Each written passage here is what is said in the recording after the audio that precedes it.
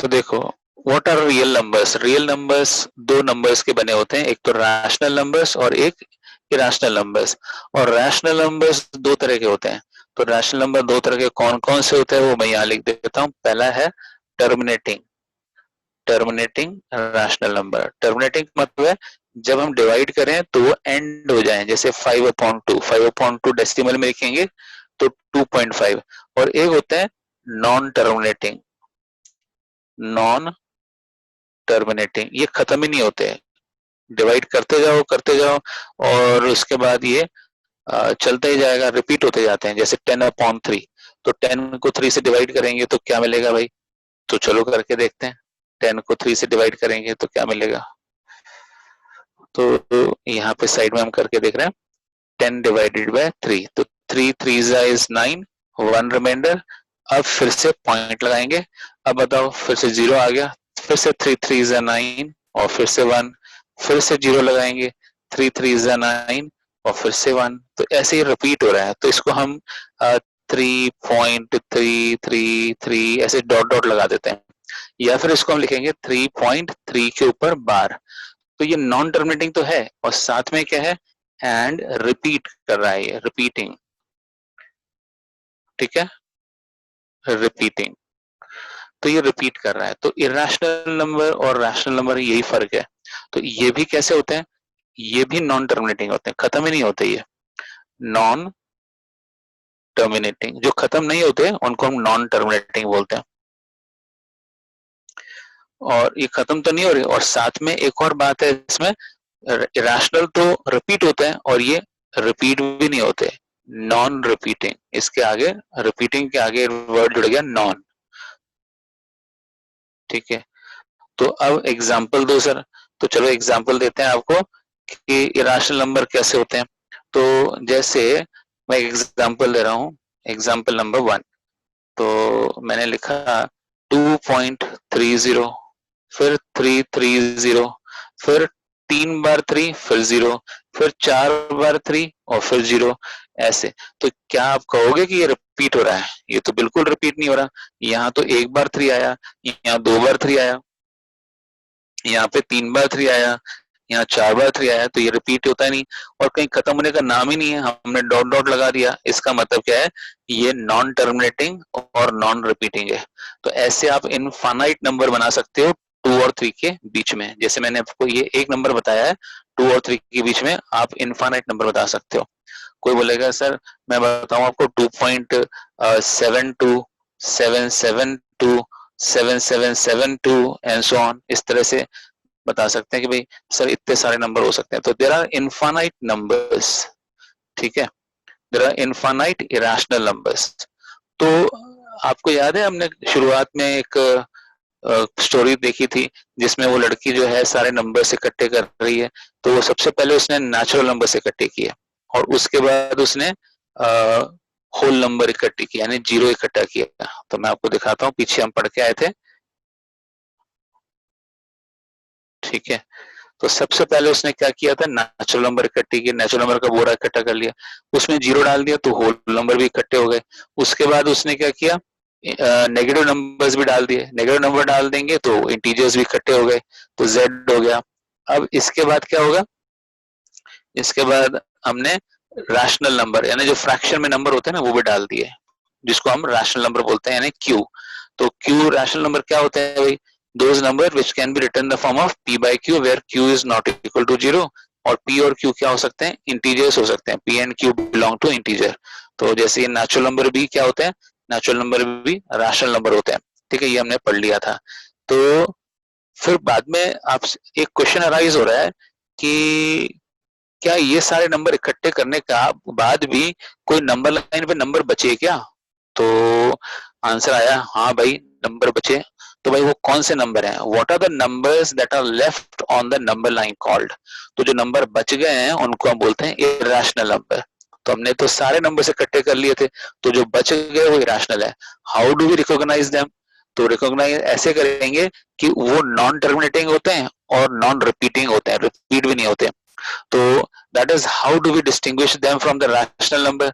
तो जो P/Q के फॉर्म में नहीं लिख सकते वही हमारे इरेशनल नंबर होता है। तो हम यहाँ पे देखेंगे इस एक्सरसाइज के बाद ये इरेशनल नंबर शुरू हो रहा है। और ये पाइथागोरियंस होते हैं ना, जो पाइथागोरस को मानते थे, ये इसके डिसाइपल थे, उनको हम बोलते हैं पाइथागोरियंस। ठीक है, तो उनके उनमें ना ये था कि उन्होंने पता कर लिया था कि ये इरेशनल नंबर क्या होते हैं, पर वो छिपा के रखते थे, किसी को बताते नहीं थे। तो there are many myths surrounding the discovery of irrational numbers by the Pythagorean Hipparchus of Croton. In all the myths, Hipparchus has an unfortunate end, either for discovering the root 2 is irrational or for disclosing the secret that root 2 to people outside the secret Pythagorean section. तो कहते हैं Pythagorean section में से जो Pythagoras के disciple थे, उनका नाम था पाइथागोरियन। तो उसमें एक था क्रोटन। क्रोटन ने क्या किया, रूट टू, या तो उसने उसका ना एंड बहुत बुरा हुआ था, अनफॉर्चुनेट एंड हुआ था, मार दिया गया होगा। तो कहते हैं रूट टू उसने या तो बता दिया सबको, सब लोगों को कि रूट टू इरेशनल होता है, और या फिर रूट टू इज इरेशनल उसने डिस्क्लोज कर दिया। ये सीक्रेट जो था इनका, जो किसके पास सीक्रेट था, ये पाइथागोरस के पास सीक्रेट था, तो वो सबको बता कर रहा हूँ।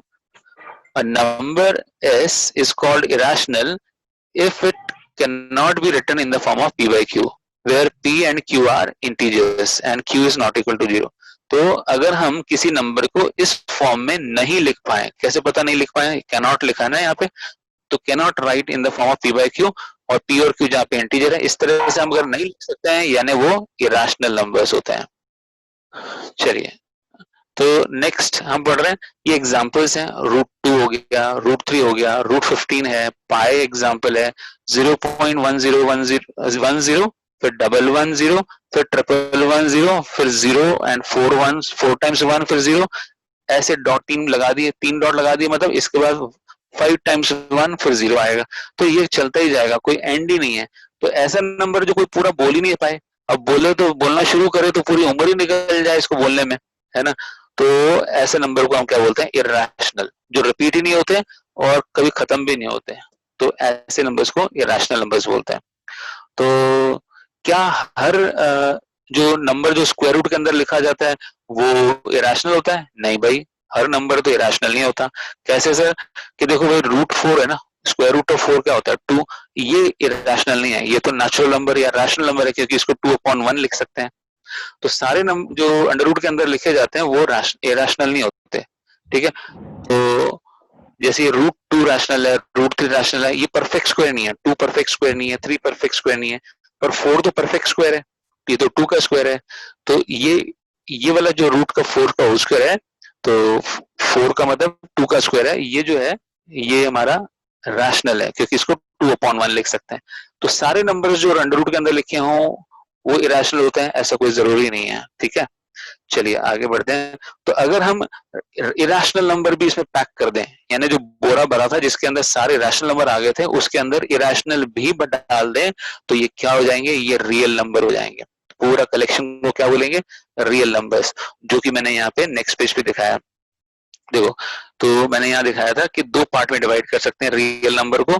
जो नंबर रह गए थे वो इरेशनल थे, इरेशनल और रैशनल दोनों मिला देंगे तो रियल नंबर बनते हैं। तो मैंने बताया रियल नंबर 2 तरह के होते हैं, एक तो रैशनल, एक इरेशनल। रैशनल को हम कैसे लिख सकते हैं, 2 तरह के रैशनल होते हैं, एक तो टर्मिनेटिंग जो डिवाइड करने पर खत्म हो जाए, और एक नॉन टर्मिनेटिंग पर रिपीट होते हैं, ये जैसे 10/3, 3.333 चलता ही जाएगा। तो इसको जब रिपीट होता है तो बार लगा देते हैं, 3.3 बार।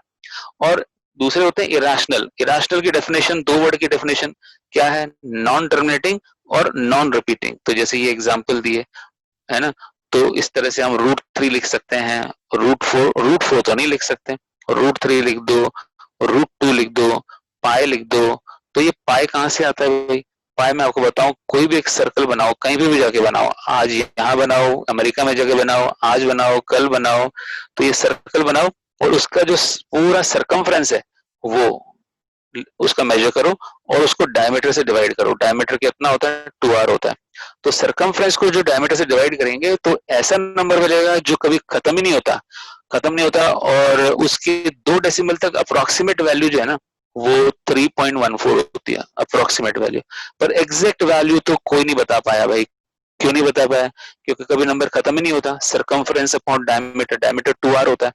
तो इस नंबर को हमने ग्रीक लेटर से एक वर्ड लेटर उधार लिया, उसका नाम है पाई, ये ग्रीक का अल्फाबेट है, तो पाई ले लिया, तो इस तरह से पाई लिख दिया और इसी से फॉर्मूला बन गया c is equal to 2 pi r।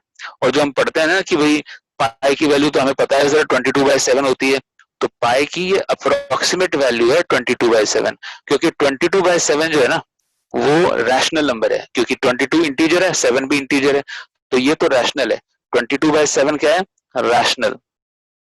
और ये क्या है? पाई क्या है? पाई इरेशनल, यानी अप्रोक्सीमेट वैल्यू है, ये पड़ोसी हैं दोनों आपस में, ठीक है, इरेशनल है। पाई और 22/7 पड़ोसी हैं। तो अगर मैं नंबर लाइन पे बनना दिखाऊं आपको, तो पाई ये 3 और 4 के बीच में आएगा, 3 और 4 के बीच में कहीं आएगा, तो ये मान लो हमारा पाई है और इसी का पड़ोसी है 22/7। तो अगर दो डेसिमल तो दोनों का आंसर सेम है, तो हम अप्रोक्सीमेट वैल्यू दो डेसिमल तक के लिए 22/7 लेते हैं, ठीक है।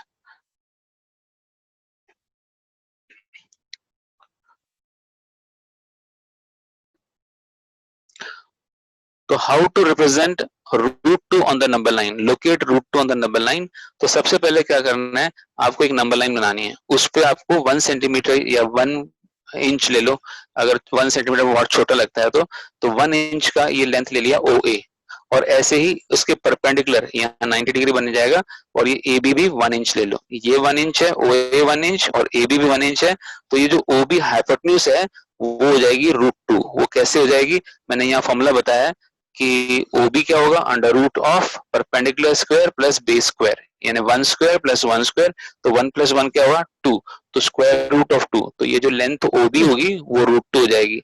अब नंबर लाइन पे कैसे दिखाएंगे? नंबर लाइन पे ऐसे दिखाएंगे, कंपास में नीडल यहाँ रखो और पेंसिल को यहाँ रखो, कंपास को इतना से खोलना है और आप उसका रेडियस ऐसे नीचे ले आओगे, नीचे ले आओगे तो ये पी पॉइंट मिल जाएगा, तो ओ से लेके पी तक की जो लेंथ है वो हो गई √2, और √2 की अप्रोक्सीमेट वैल्यू होती है 1.414। तो ये आपने 8th क्लास में सीख रखा है कि स्क्वायर रूट कैसे निकालते हैं किसी नंबर का, तो इसकी अप्रोक्सीमेट वैल्यू यानी 3 डेसिमल तक वैल्यू बता रहे हैं 1.414 होती है, ठीक है। I hope it is clear. और इसी तरह से हम अगला नंबर भी देखेंगे, तो √3, locate √3 on the number line. कैसे √3 को लोकेट करेंगे? फिर से देखो, हमने नंबर लाइन बनाई, ये मानो हमारी एक्स एक्सिस है, इस तरफ -∞, उस तरफ +∞, बीच में 0, तो ये इस पॉइंट को हम ओ नाम दे देते हैं। तो यहाँ से हमने 1 सेंटीमीटर लिया या 1 इंच ले लिया, तो ये 1 है और ये भी 1 है, और ये ओ बी कितना है? ओ बी हमारा √2 आया था, पिछले वाले एग्जाम्पल में देखा था हमने, ओ बी √2 आया। तो अब आप क्या करोगे, ये ओ बी है और यहाँ से क्या लिया हमने, यहाँ से परपेंडिकुलर बना दो, ये परपेंडिकुलर, तो ये कितना होना चाहिए? ये भी 1 होना चाहिए। ये √2 है और ये 1 है, तो अब इसको पाइथागोरस थ्योरम लगाओ, √2 का स्क्वायर और 1 का स्क्वायर, तो ये राइट एंगल ट्राइंगल बन गया। इस राइट एंगल ट्राइंगल में ओ बी बेस बन गया और बी डी हमारा परपेंडिकुलर बन गया, तो इसका स्क्वायर प्लस इसका स्क्वायर और अंडर रूट करेंगे तो क्या मिलेगा हमें? हमें मिलेगा √3। देखो हमने कैलकुलेशन यहाँ पे करी है, √2 का स्क्वायर 2 और 1 का स्क्वायर 1, तो 2 + 1 क्या हो गया 3, तो स्क्वायर रूट ऑफ 3 हो गया, ठीक है। तो इस तरह से हमने ये स्क्वायर रूट ऑफ 3 निकाला है। तो हमने देखा है यहाँ पे ओ बी कितना आया था, √2 आया था, ये 1 तो ये √2 हो गया। अब √2 पे यहाँ पे बी पे परपेंडिकुलर बनाएंगे, जो ओ बी के परपेंडिकुलर होगी लाइन, वो भी 1 इंच की बनाएंगे। तो हमने देखो यहाँ पे 1 इंच की लाइन बना दी, तो ये √2 है और ये 1 है और इसको ज्वाइन किया ओडी को, तो ये राइट एंगल ट्राइंगल बन गया, यहाँ 90 डिग्री बन रहा है। तो अब ये जो ओडी लेंथ होगी वो √3 होगी। कैसे? पाइथागोरस थ्योरम लगा के देखो, √2 का स्क्वायर ये रहा, फिर 1 का स्क्वायर ये रहा, और √2 का स्क्वायर तो 2 होता है, 2 और 1, 2 + 1 हो गया 3, तो स्क्वायर रूट ऑफ 3, तो √3 भी एक इरेशनल नंबर है। अब √3 को नंबर लाइन पर कैसे दिखाएं सर? तो ये ओ पर आप नीडल रखो, कंपास की नीडल यहाँ रखो, पेंसिल यहाँ रखो और घुमाओ इसको इस तरह से कंपास को, तो जब ये पॉइंट यहाँ पे आएगा तो ये क्यू पॉइंट नाम दे दो इसको। तो ओ से लेके क्यू तक का जो डिस्टेंस है उसको हम बोलेंगे √2, और ओ से पी तक क्या है √2, और ओ से क्यू तक सॉरी √3 हो जाएगा।